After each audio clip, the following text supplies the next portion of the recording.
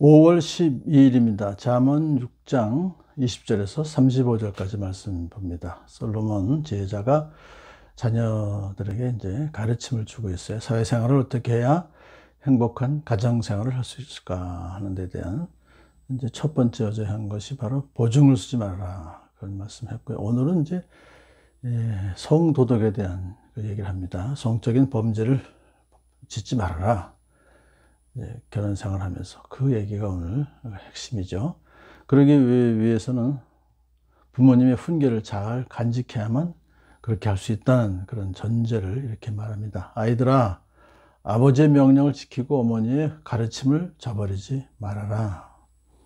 부모님의 교훈을 따라야 될 이유는 바로 그것이 하나님의 법에서 나온 것이기 때문에, 그래서 그 교훈을 따를 때에 비로소 자녀들은 바른 길로 가게 될 것이고 생명의 길에서 벗어나지 않게 된다는 것을 전제로 하는 것입니다.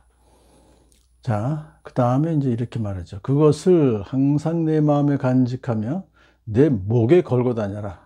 참, 내 마음에 붙들어 메고 다녀라. 그런 뜻이죠. 그렇게 해야 항상 모든 행동을 자연스럽게 해나갈 수가 있기 때문에 그렇다 그러죠.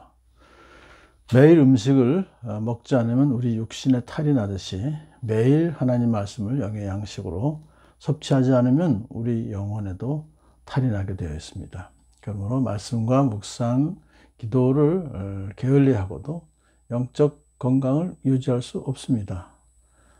왜냐하면 우리 인간의 타락한 본성이 너무나 나약하고 또 이 세상의 풍조가 너무 추악하기 때문에 우리는 항상 마음에 간직하며 목에 걸고 다닐 정도로 이것을 청렴해라, 그런 뜻이죠. 네가 길을 갈 때 그것이 너를 인도하여 주며 내가 잠잘 때 너를 지켜주고 내가 깨면 너의 말벗이 되어 줄 것이다. 지혜의 말씀이 바로 그렇게 해준다, 그런 뜻입니다. 너를 인도하여 주고 잠잘 때 지켜주고 깨어나면 또 말벗이 되어주는 그 지혜의 말씀을 꼭 붙잡고 살아라, 그런 뜻이죠. 참으로 그 명령은 등불이요 그 가르침은 빛이며 그 훈계의 책망은 생명의 길이다. 그렇게 정의를 잘 내려주고 있습니다. 등불과 빛은 캄캄한 어두움을 밝혀주죠. 그래서 우리를 생명의 길로 인도해주는 그 역할을 하기 때문에 항상 말씀의 인도를 받으며 살아라, 그런 뜻입니다. 자, 이제 그렇게 대원칙을 말해준 다음에 구체적인 사례에 접근하죠.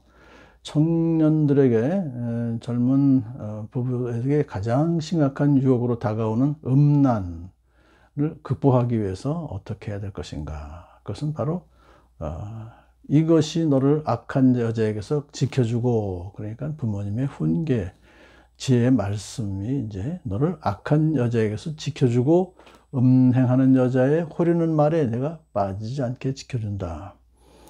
여기서 악한 여자는 뭐 창녀를 얘기할 수 있습니다만, 음행하는 여자는 우상을 섬기는 의식을, 이방인들이 우상을 섬기는 의식 중에 음행을 하는 거예요. 그 대상이 되는 여자들을 가리키기 때문에, 그 음행하는 여자는 우상을 섬기는 자들이기 때문에 그들과 접촉하면 영적으로, 도덕적으로 타락하기가 쉽다는 것입니다. 삼손이 블레셋 여인 들릴라의 유혹에 빠져서 결국 비극적인 결말을 맞이한 것을 우리는 알고 있습니다. 그래서 그 음행하는 여자의 호리는 말, 매끄러운 말, 남자를 유혹하는 아주 달콤하고 부드러운 말. 근데 그것은 결국 속이는 말이죠. 그래서 이제 그것을 조심해라 이거예요. 그러면 지혜자는 또다시 반복합니다. 이게 너무나 중요하기 때문에 내 마음에 그런 여자의 아름다움을 탐내지 말고 그 눈짓에 홀리지 말아라. 참 너무 쉽게 넘어갈 수 있다는 거죠. 이제 그 이유를 이렇게 말합니다. 과연 창녀는 사람을 빵 한 덩이만 남게 만들며 음란한 여자는 내 귀중한 생명을 앗아간다. 창녀와 음행에 빠지면 가정이 파괴되고 가산을 탕진하게 되죠.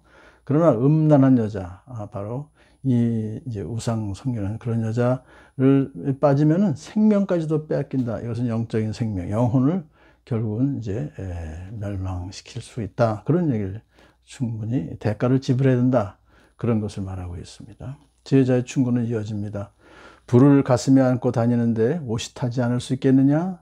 그건 탈 수밖에 없는 거죠. 결국은 잿더미로 변화될 수밖에 없다는 것이죠. 숯불 위에 걸어 다니는데 발이 성할 수 있겠냐? 발이 다 타버린다는 거예요. 당연히 그렇게 될 수밖에 없다. 왜냐하면 그것은 숯불이 얼마나 악한 것입니까? 그것을 이제 말하죠. 이어서 지혜자는 이제 두 번째 성적인 그 범죄에서 매춘이 아니라 간통에 대해서 교훈합니다. 남의 아내와 간통하는 자는 이렇다. 남의 아내를 범하고서도 어찌 무사하기를 바라겠느냐. 무사할 수가 없다는 거예요.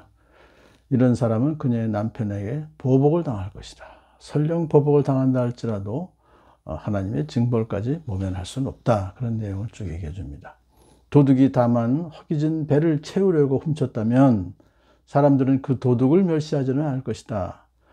측은히 여길지언정 그래도 훔치다 들키면 일단 벌은 받아야 된다는 거예요.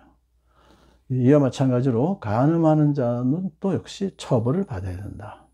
그러므로 남의 아내와 간음하는 사람은 생각이 모자라는 사람이다 라고 판정을 해요.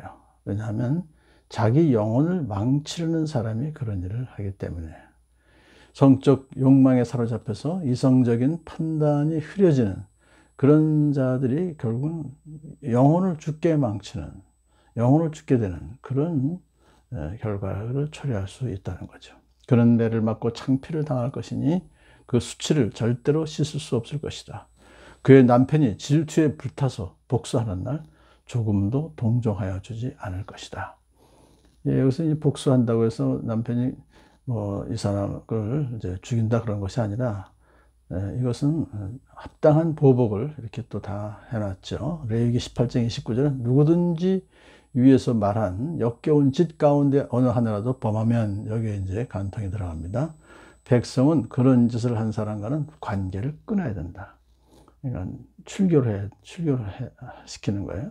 그런데 여기 20장 10절에서는 이스라엘 사람 이웃집 아내와 간통하면 간음한 두 남자를 반드시 사형에 처해야 된다. 굉장히 아주 극형에 처하도록 했어요. 어떤 보상도 거들떠보지 않을 것이며 아무리 많은 위자료를 가져다 주어도 받으려 하지 않을 것이다. 그 법대로 하라는 거예요. 간음에 대해서 이렇게 혹독한 형벌을 내린다고 하는 것은 피해자의 당연한 분노의 표출이지만 더 나아가서 언약 공동체의 정결 유지를 위한 하나님의 방침이기도 했던 것입니다.